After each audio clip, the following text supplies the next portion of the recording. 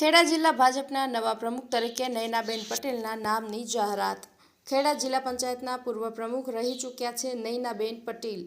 પંચાયતી રાજ સમિતિના પૂર્વ પ્રમુખ પણ રહી ચૂક્યા છે। પૂર્વ મંત્રી ભૂપેન્દ્રસિંહ ચુડાસમાની અધ્યક્ષતામાં થઈ જાહેરાત। નડિયાદ કમલમ ખાતે ભાજપ કાર્યકરોની મીટિંગમાં જાહેરાત થઈ હતી। મહત્વની બાબત છે કે ઘણા સમયથી ખેડા જિલ્લામાં ભાજપ પ્રમુખની જાહેરાત પેન્ડિંગ હતી, જે હવે જાહેરાત થઈ ચૂકી છે। આશિષ મહેતા, નડિયાદ। ખેડા જિલ્લા ભારતીય જનતા પાર્ટીના પ્રમુખ તરીકે પ્રદેશ ભારતીય જનતા પાર્ટી દ્વારા ખેડા જિલ્લાના પ્રમુખ તરીકે મારા પર વિશ્વાસ મૂક્યો છે, ત્યારે હું ચોક્કસ કહીશ કે ખેડા જિલ્લામાં ભારતીય જનતા પાર્ટીનો વ્યાપ વધે, ખેડા જિલ્લાની તમામ સંસ્થાઓ ભારતીય જનતા પાર્ટી શાસનમાં આવે એવી ખેડા જિલ્લાના તમામ કાર્યકર્તાઓ, આગેવાનો, ભારતીય જનતા પાર્ટીના સિનિયર આગેવાનો સાથે મળી અને ભારતીય જનતા પાર્ટીનો વ્યાપ વધે એવા ચોક્કસ પ્રયત્ન કરીશ।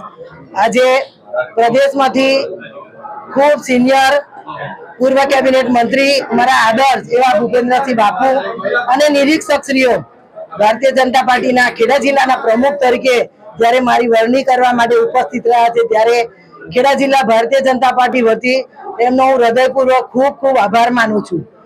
ખેડા જિલ્લાના અત્યારે હાલના પૂર્વ પ્રમુખ ભાઈ શ્રી અજયભાઈ અને એમની ટીમ ખેડા જિલ્લામાં ભારતીય જનતા પાર્ટીની તમામ સંસ્થાઓમાં સત્તા લાવવા માટે ખૂબ પ્રયત્ન કર્યા, ત્યારે ટીમને પણ હું ખૂબ ખૂબ હૃદયપૂર્વક અભિનંદન આપું છું। ફરીથી પણ ખેડા જિલ્લા અને ભારતીય જનતા પાર્ટીની ટીમ અને પ્રદેશ મોવડી મંડળ ભારતીય જનતા પાર્ટીની ટીમ આદરણીય પાટીલ સાહેબ, આદરણીય રત્નાકરજીનો હું હૃદયપૂર્વક ખૂબ ખૂબ આભાર માનું છું। બેન, તમે પૂર્વ જિલ્લા પંચાયત પ્રમુખ રહી ચૂક્યા છો।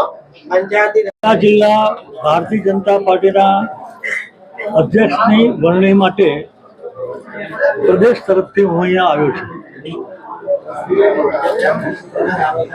જે રીતે પ્રોસિજર નક્કી થઈ છે એ પ્રમાણે અમારે સંકલન સમિતિની મીટિંગની અંદર પ્રદેશ દ્વારા નક્કી થયેલ નામની જાહેરાત કરવાની છે। સંકલન સમિતિમાં બેન નયનાબેનનું નામ જાહેર કર્યું। બધા જ સંકલન સમિતિના સભ્યો કુલ કોરમ હતું, એક માન્ય દેવસિંહભાઈ દિલ્હી મિટિંગ હોવાથી નહોતા, બધાએ સહર્ષ સ્વીકારી લીધું અને પછી અમે અહીંયા અપેક્ષિત કાર્યકર્તાઓની વચ્ચે આવ્યા। ત્યારે ભાઈ અજયભાઈએ પોતાને મળેલી 2 વર્ષની કામગીરી માટે કાર્યકર્તાઓનો આભાર માન્યો, મળેલી સફળતાની વાત કરી અને પછી બેન નયનાબેનની દરખાસ્ત મૂકી। આપ બધા જુઓ છો કે હમણાં જ અમદાવાદ શહેરની પસંદગી માટે એક પાર્ટીની મિટિંગ મળી હતી અને શું થયું હતું એ આપણે બધા જાણીએ છીએ। અને પંકજભાઈ અને અર્જુનસિંહે અને ટેકો આપ્યો છે અને સર્વાનુમતે નયનાબેનની નિમણૂકને બધાએ સ્વીકારી લીધી છે।